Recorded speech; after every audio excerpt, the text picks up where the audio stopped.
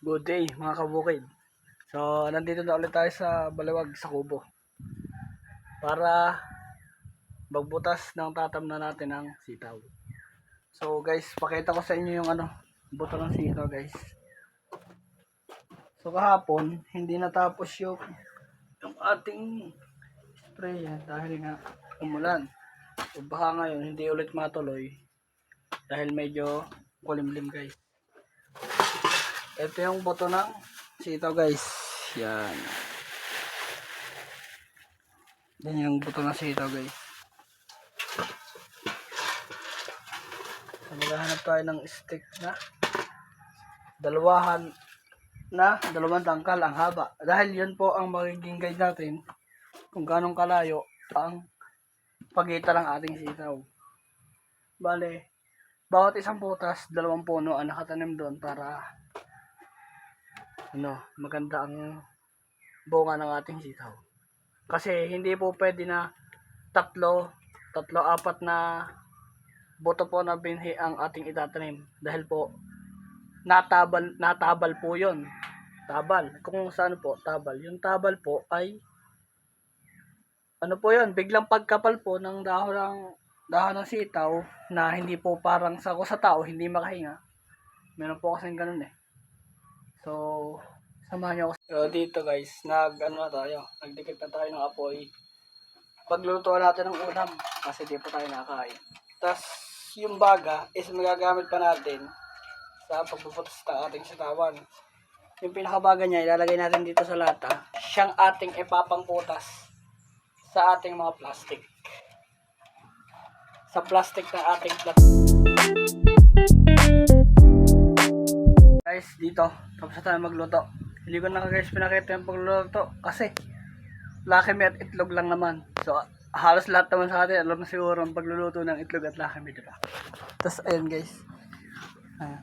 Kakain na tayo guys. So, habang kumakain tayo, yung baga guys, hindi natin pinatay kasi yun ang gagamitin natin panlagay dito. Yan yung magiging silbi nating pambutas sa ating plat. O yung plastic na, yung plat na nilagyan natin ng plastic. Ayan guys. Dire-diretso lang yung baga niyan guys para magamit natin mamaya pag bubutas na tayo. So guys, update ko kayo pagka tapos na kumain. So guys, tapos na kumain at nakakuha na rin po tayo ng stick na siyang magiging guide natin sa sa pagitan ng ating gagawing butas sa ating sitawan. So guys, ilipat na natin dito yung mga baga na nasa ating kalan para bubutasan natin ang ating sitawan.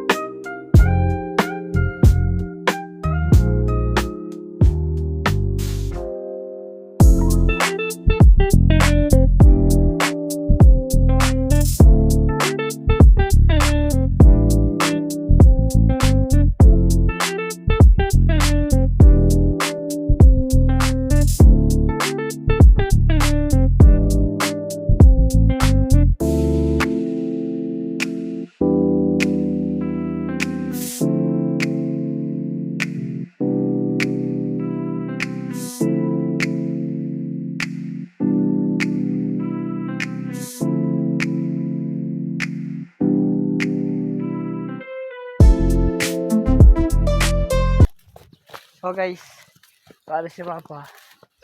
Kaya ako na yung magtutuloy ng buong bahay.